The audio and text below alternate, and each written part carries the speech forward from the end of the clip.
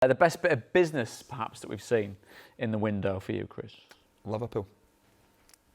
I think you get your work done in the summer. I know they've brought in Minamino, but it's another project. It's one they work with. They don't need, they've done their business in the summer. They're flying, and I know it's easy when you're winning games of football. I know that, I get that, but you don't need to upset anybody. You can then plan properly for the summer. You're not having to pay over the top for players. I think the whole structure around Liverpool Football Club right now is the best. Manchester City's probably, they've had the money over the years, they can go and get whatever they want, but you can see problems starting to occur there. For me right now, especially in English football, and you would have to say, if it's in English, then it's the world. Liverpool is the structure for me, is the one to follow. Has that become about because they've been successful, or does success come about because of how proactive they've been in the transfer windows? I think it's been a work in progress. When Jurgen Klopp went it didn't happen straight away.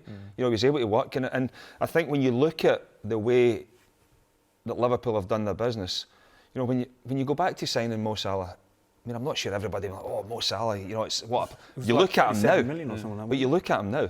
Firmino, the exact same. Mane, we spoke about it off it. Mane from Southampton. A lot of even Liverpool fans would have been like, what's happening here?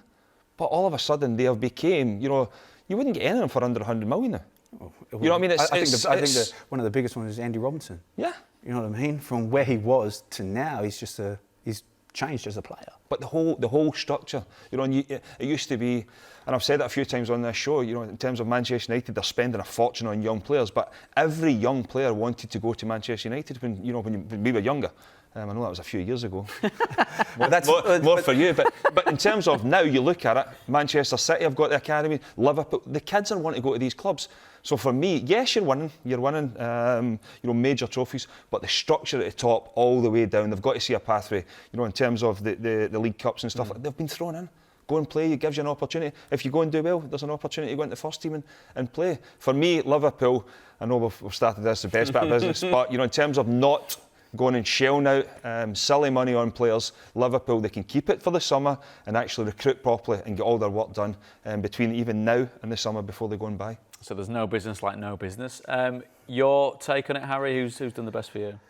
Well, for me, I'm going. Broaden it out. Yeah, overseas. I'm actually going to go for Conte in Inter Milan, and the reason why I say this is because Juventus has dominated that league for the last 7 seasons now, and no one can come close. And I think everyone's scratching their heads, how can we kind of compete? And I know they've got some fantastic players in there. And what I like, what Conte's doing, I think he's being different. And like I said, we go back to that whole conversation of, playing 2 strikers up front now instead of 1, where he's bringing in English players, well, not English players, but players that have played in the English league and changing it up in Italy. And like I said, and now he's kind of competing with Juventus. So the likes of Lukaku, Sanchez, Young, and now Eriksen, I think that's going to really make... Victor Moses as well. Yeah, Victor Moses, yes, Victor Moses as well. So I think these players are going to make a difference. So I think he's been shrewd here by changing it all up, and this could be something different. It's brave though as well. He's brave, and he's not shy. Yeah. So I think it's good business.